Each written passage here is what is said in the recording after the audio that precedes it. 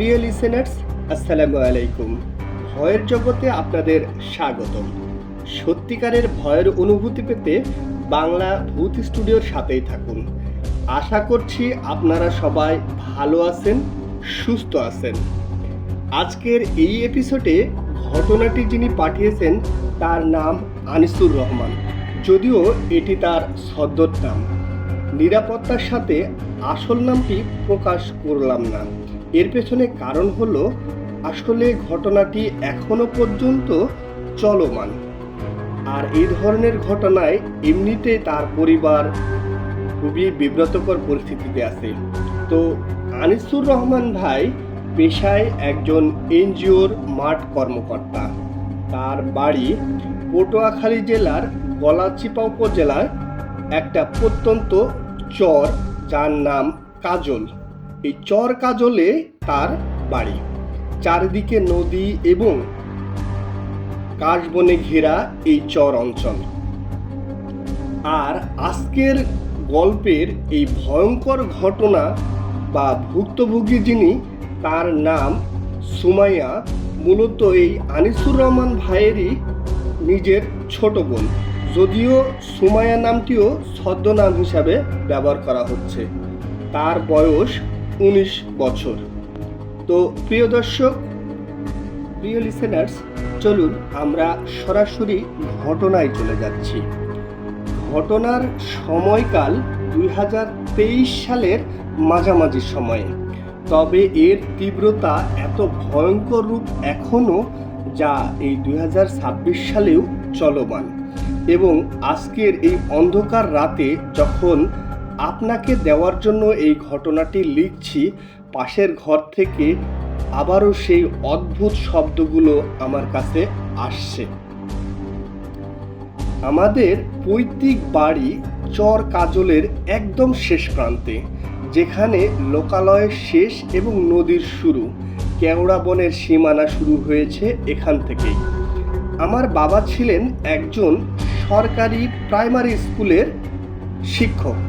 তিনি মারা যাওয়ার পরে এই পুরো পরিবারের দায়িত্ব আমার ঘাড়ে এসে পড়ে এবং আমি ছোটোখাটো একটি এনজিওতে চাকরি করি। আমাদের যে বাড়িটা, এই বাড়িটা স্কুলের জমিতেই বরাদ্দ রাখা একটা কাঠের দোতলা বাড়ি।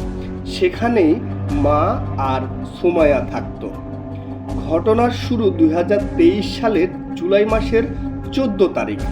রাতটা ছিল দুর্যোগপূর্ণ এবং অমাবস্যার রাত। ভূমধ্যসাগরের তীর ঘেঁষা জায়গা থেকে যে কয়েকটি নিম্নচাপ বঙ্গোপসাগরের দিকে নিম্নচাপ হয়ে প্লাবিত হয়ে প্রচণ্ড তাণ্ডব চলেছিল, তার মধ্যে সেই ঝড়টি ছিল অন্যতম একটা। এই নিম্নচাপের কারণে মেঘ ডাকা বাতাসে শোষ শব্দ কান পাতায় দায় হয়ে পড়েছিল। সেই সময়ে সুমাইয়া ইন্টারমিডিয়েটের পরীক্ষা দিয়েছে মাত্র। শান্ত, ভদ্র, লক্ষ্মী একটা মেয়ে। গ্রামের সবাই তাকে খুবই ভালোবাসত। স্কুলের শিক্ষকেরা, কলেজের শিক্ষকেরা তাকে এক নামে চিনত। খেলাধুলা সহ পড়ালেখায় তার জুড়ি মেলা ভার। কিন্তু সেই রাতের ঝড়ের মধ্যে যে ভয়ঙ্কর ঘটনা আমাদের সাথে ঘটে গেল, তার যে প্রভাব এখনো আমরা বয়ে বেড়াচ্ছি। সেই রাতে ঝড়ে উঠোনে থাকা একটা পুরনো গাব গাছ ভেঙে পড়ে। ঠিক তার পরের দিন থেকেই আমাদের বাড়ির আবহাওয়া কেমন যেন বদলে যেতে শুরু করে। মা প্রথমে লক্ষ্য করলেন সুমাইয়া ঘন্টার পর ঘন্টা একা একা ঘরে কোণে বসে থাকে। জিজ্ঞাসা করলে কোনো উত্তর দেয় না, শুধু শূন্য দৃষ্টিতে তাকিয়ে থাকে। প্রথমে ভেবেছিলাম পরীক্ষার চাপ বা একাকিত্ব, এ কারণেই হয়তো তার এই পরিবর্তন। কিন্তু আমরা জানতাম না এই ভয়ঙ্কর অন্ধকারের মধ্যে আমাদের পরিবারের এক প্রিয়জনকে গ্রাস করতে চলেছে। আমরা লক্ষ্য করলাম ধীরে ধীরে সুমাইয়ার আচরণে বেশ পরিবর্তন, যা সাধারণ কোনো মানসিক রোগ ছিল না। বাড়ির এক অদৃশ্য সত্তার উপস্থিতি আমরা সবাই টের পেতে শুরু করলাম। শীত বর্ষা পেরিয়ে গ্রীষ্মের দুপুরে যখন চারিদিকে স্তরটা স্তব্ধ, তখন আমাদের কাঠের দোতলার মেঝেতে ভারী কারো হেঁটে চলার শব্দ পাওয়া যেত, অথচ তখন কেউই সেখানে ছিল না। রান্নাঘরেতে মাঝরাতে থালা বাসন ভাঙার তীব্র শব্দ শোনা যেত, কিন্তু সকালে গিয়ে দেখা যেত সেখানে সব কিছুই গোছানো আছে এবং ঠিকঠাক। এই ঘটনা আমাদের পরিবারে হরহামেশাই ঘটতে থাকে। সবচেয়ে ভয়ঙ্কর বিষয় হলো গন্ধ। হুট করে সারা বাড়ি পচা মাংসের তীব্র ঝাঁচালো গন্ধে ভরে যেত। সে তখন বাড়িতে টেকাই মুশকিল হয়ে যেত, কিন্তু ভয়ে আমরা তখন বাইরেও যেতে পারতাম না। এভাবেই চলছিল আমাদের জীবন। 2024 সালের ফেব্রুয়ারি মাসে এক রাতে আমি বাড়ি ফিরছি, তখন রাত আনুমানিক 12:30 হবে। হঠাৎ সুমাইয়া ঘর থেকে একটা অমানবিক আর্তনাদ ভেসে আসে। যেহেতু আমি জাগাই ছিলাম, আমি এবং মা দৌড়ে তার ঘরের কাছে গেলাম। ঘরের ভেতর থেকে বন্ধ ছিল। আমরা ধাক্কাধাক্কি করতে করতে ডাকতে থাকলাম, কিন্তু তার কোনো সাড়াই নেই। হঠাৎ এক অদ্ভুত ভারী এবং কর্কশ পুরুষ কণ্ঠ ভেসে এলো, ওকে আমি নিয়ে যাব, ও আমার। এই ঘরে চৌকাঠ বের হলে তোদের রক্ত চুষে খাবো। এমন কণ্ঠ কোনো মানুষের হতে পারে না। এটা ছিল অতি প্রাকৃত, যা শুনলে কলিজা কেঁপে ওঠে। আমি উপায়ন্ত না দেখে উড়াল দিয়ে দরজা ভেঙে ভেতরে প্রবেশ করলাম। আমার ভেতরে ঢোকার পরে যা দেখলাম তাতে আমার মেরুদণ্ড হিম হয়ে গেল। ঘরের আসবাবপত্রগুলো বাতাসে ভাসছে। হ্যাঁ, কোনো অবলম্বন ছাড়াই চেয়ার, টেবিল সবকিছুই ভাসছে।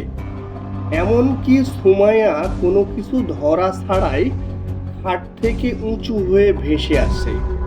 আমাদের এই শান্ত বোনটি কিভাবে ঘরের সিলিংয়ে ঝুলে আসছে কোনোভাবেই আমাদের মাথায় আসছিল না। তার চুলগুলো এক একটি সাপের মতো ফোনা তুলেছিল। চোখ দুটো সম্পূর্ণ উল্টানো, শুধু তার চোখের সাদা অংশ দেখা যাচ্ছে। তার চোখের কোনো মনি ছিল না। আরো ভয়ঙ্কর ঘটনা হলো, তার চোখের কর্নার দিয়ে রক্তের মতো তরল পদার্থ গড়ে গড়ে পড়ছিল। এরপর থেকে সুমাইয়ার উপর শুরু হলো সেই অদৃশ্য পিশাচ বা জিনের চরম নির্যাতন। আমরা শত চেষ্টা করেও তাকে রক্ষা করতে পারছি না। এভাবেই চলছে। হঠাৎ একদিন দুপুরে সুমাইয়া উঠানে দাঁড়িয়েছিল। হঠাৎ সে মাটিতে পড়ে চিৎকার করতে লাগলো। কোনো মানুষ ছিল না, কোনো বাতাস ছিল না, কিন্তু অদৃশ্য চাবুকের একের পর এক তার শরীরে বাড়ি পড়ার শব্দ শোনা যাচ্ছিল। আমাদের চোখের সামনে সুমাইয়ার গায়ের জামা ছিঁড়ে রক্ত বের হতে লাগলো, চামড়া ফেটে মাংস বের হতে লাগলো। কেউ যেন তাকে নিষ্ঠুরভাবে প্রহার করছে। সুমাইয়া যন্ত্রণায় ছটফট করছে আর বলছে, আমাকে ছেড়ে দাও, আমি তোমার সাথে যাব না, আমাকে ছেড়ে দাও। কিন্তু সেই অদৃশ্য শক্তি, তাকে কেউ দেখতে পাচ্ছে না। আমি এবং মা দুজনেই তাকে বাঁধানোর চেষ্টা করলাম, কিন্তু আমাদেরকে ধরে এত দূরে ছুঁড়ে মারলো যে আমার তো মাথায় লাগার পরে আমি জ্ঞান হারানোর দশা হয়ে গেল। আমি দেখলাম আমার বোনের চুল ধরে পুরো উঠোনে বেড়ানো হচ্ছে, তার গায়ে ধুলো মাটির রক্তে মিশে যাচ্ছে। সবচেয়ে বীভৎস দৃশ্যটি ঘটল এক অমাবস্যার রাতে। সুমাইয়া নিজের ঘরেই তখন বন্দী ছিল। আমরা তার এই কার্যক্রম দেখে অনেকটা শিকল তাকে পরিয়ে দিয়েছিলাম, কিন্তু ঘরের ভেতরে তার গঙ্গানি আর কান্নার শব্দ আসতে থাকে। যখন আমরা সকালে দরজা খুললাম, দেখলাম তার সারা শরীরে, গায়ে, বুকে গভীর কামড়ের দাগ। মানুষের দাগ এত বড় আর ধারালো হতে পারে না। মাংসগুলো খুবলে নেওয়ার মতো দাগ। তার হাতের নখগুলো মনে হচ্ছে এক এক করে পুরো শরীরটা ছিঁড়ে ফেলেছে। কে করেছে কোনো উত্তর আমাদের কাছে নাই। সুমাইয়া শুধু ডুকরে ডুকরে কাঁদে। ভাইয়া ও আজকে রাতেও এসেছিল, ও আমাকে নরকে নিয়ে যেতে চায়। ভাইয়া তোমরা আমাকে বাঁচাও। আমরা বরিশালের বড় বড় ডাক্তার দেখিয়েছি, তারা বলেছে এর সিজোফ্রেনিয়া বা তীব্র মানসিক রোগ হয়েছে। অনেক ওষুধ দিয়েছে, কিন্তু এই ওষুধ কোনো কাজেই আসে না। যখন তাকে আরও কড়া ঘুমের ওষুধ দেওয়া হয়, ঘুমের মধ্যেই অথবা যে কোনো সময়ে সেই ওষুধগুলো বমি করে তুলে ফেলে। কিন্তু বমির সাথে বের হয়ে আসে কয়লা, কাঁচের টুকরো, কালো চুল, আরও অনেক কিছু। গ্রামের মানুষ ততদিনে জেনে গেছে আমাদের বাড়িতে জিনের আসর। আমাদেরকে অনেকেই একঘরে করে দিয়েছে। নিরুপায় হয়ে আমরা কিছুই করার ছিল না, শুধু শুধু বনের এই নির্মম যন্ত্রণা চোখে দেখা ছাড়া। অনেক ওঝা কবিরাজ খোঁজ করছিলাম, সবাই এসে শুনেই চলে যায়, দেখেই চলে যায়, কেউ কোনো কিছু বলার সাহস করে না। উপায়ন্ত না দেখে আমি কুষ্টিয়া থেকে এক তান্ত্রিক নিয়ে আসলাম। তিনিতে বাড়িতে পা রাখা মাত্র সুমাইয়া ঘর থেকে সেই বিকট অট্ট হাসি দিয়ে বলল, কবিরাজ তুই এসেছিস, জীবনের ভয় থাকলে, জানের মায়া থাকলে চলে যা। কবিরাজ তো তার কথা শুনলেন না, তিনি রাতে তার মতো করে রুকিয়া শুরু করলেন। সে রাতে কবিরাজ সুমাইয়াকে সামনে বসে মন্ত্র পড়া শুরু করলো। আমরা আশায় বুক বাঁধছিলাম, এবার মনে হয় আমার বোনটা মুক্তি পাবে। হঠাৎ ঘরের সব জানালা ধাম ধাম করে খুলে গেল আর ভেঙে পড়লো এক এক করে। তীব্র দমকা হাওয়া ঘরের ভেতরে ঢুকলো, হারিকেনটা নিভে গেল। ঘুটঘুটে অন্ধকারের মধ্যে আমরা শুধু কবিরাজের গোঙানির শব্দই শুনতে পেলাম। আমি যখন টর্চ লাইট খুঁজে আনলাম এবং টর্চ লাইট মেরে যা দেখলাম, সেটা দেখার জন্য আমি মোটেই প্রস্তুত ছিলাম না, এমনকি কেউই প্রস্তুত ছিল না। সুমাইয়া কবিরাজের বুকের উপর বসে আছে, তার হাত দুটো তখন অস্বাভাবিকভাবে লম্বা হয়ে গিয়েছিল। সে কবিরাজের চুল ধরে দেওয়ালে আছাড় মারছিল। কবিরাজ চিৎকার করে বলছিল, আমি পারবো না, আমাকে ছেড়ে দাও, এটা কোনো সাধারণ জিন নয়, এটা রক্তচোষা মাছির জিন, এও আমাকে মেরে ফেলবে, আমাকে ছেড়ে দাও, আমাকে যেতে দাও। সেই রাতেই কবিরাজ তার জিনিসপত্র ফেলে পালিয়ে যায়। 3 দিন পর শুনলাম কবিরাজ নাকি রক্ত বমি করতে করতে মারা গিয়েছে। আজও 2026 সালের মে মাসে দীর্ঘ 3 বছর কেটে গেছে আমাদের জীবনে, এখনো এক জীবন্ত লাশ ঘরের মধ্যে পড়ে আছে। সুমাইয়া এখন আর আগের মতো নেই, তার শরীর শুকিয়ে কঙ্কাল সার হয়ে গেছে, গায়ের চামড়া বিবর্ণ হয়ে গেছে, চোখ নিচে গভীর কালো দাগ সৃষ্টি হয়েছে। দিনের বেলায় সে কিছুই খায় না, মরার মতো পড়ে থাকে, কোনো খাবার খায় না, জোর করে কিছু খাওয়ালে রক্ত বমি করে। কিন্তু রাত যত গভীর হয় তার শরীরে অসুরের মতো শক্তি ভর করে। সে দেওয়ালে এত জোরে জোরে শব্দ করে যে বাড়িতে মানুষের টেকায় দেয়। প্রত্যেকটি রাত আমাদের বাড়িতে সেই তাণ্ডব চলে। সুমাইয়ার ঘর থেকে কখনো একটা দুটা বাচ্চার খিলখিল শব্দের হাসি, কখনো বৃদ্ধ ডুকরে কান্নার আওয়াজ। মাঝে মাঝে সুমাইয়া নিজেই এমন একটা ভাষায় কথা বলে যা কোনো সাধারণ ভাষা নয়, আমাদের দ্বারা বোঝার শক্তিও নেই। সবচেয়ে ভয়ঙ্কর ব্যাপার হলো এই জিনের কুদৃষ্টি এখন আমার মায়ের উপরেও পড়েছে। মা ইদানিং মাঝরাতে একাই হাঁটতে হাঁটতে নদীর পাড়ে চলে যায়। তাকে ধরে নিয়ে আসলে, তাকে জিজ্ঞাসা করলে বলে সুমাইয়া আমাকে ডেকেছিল, অথচ সুমাইয়া তো ঘরে শিকল দিয়ে বাঁধা।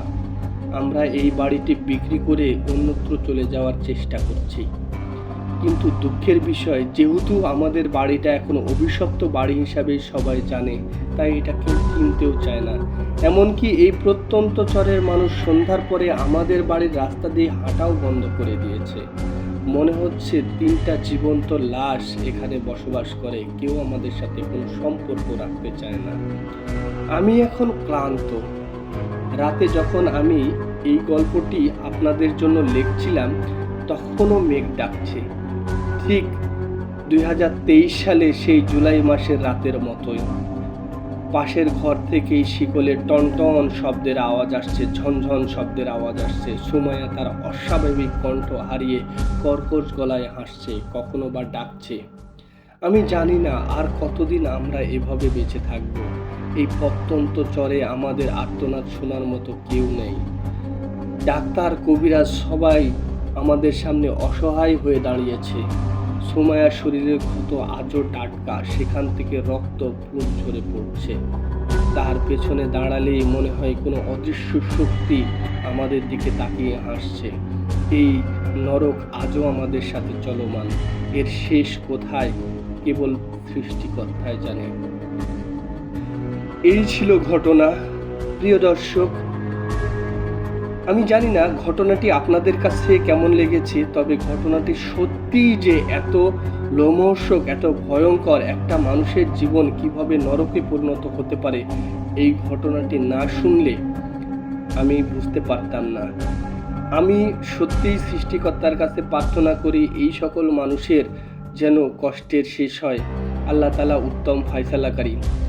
ঘটনাটি আপনাদের জন্য ভালো লাগলে অবশ্যই শেয়ার করবেন, আমাদের চ্যানেলের সাথে থাকবেন, চ্যানেলটি সাবস্ক্রাইব করবেন এবং সবাইকে বেশি বেশি শেয়ার করার জন্য বলবেন। ধন্যবাদ সবাইকে।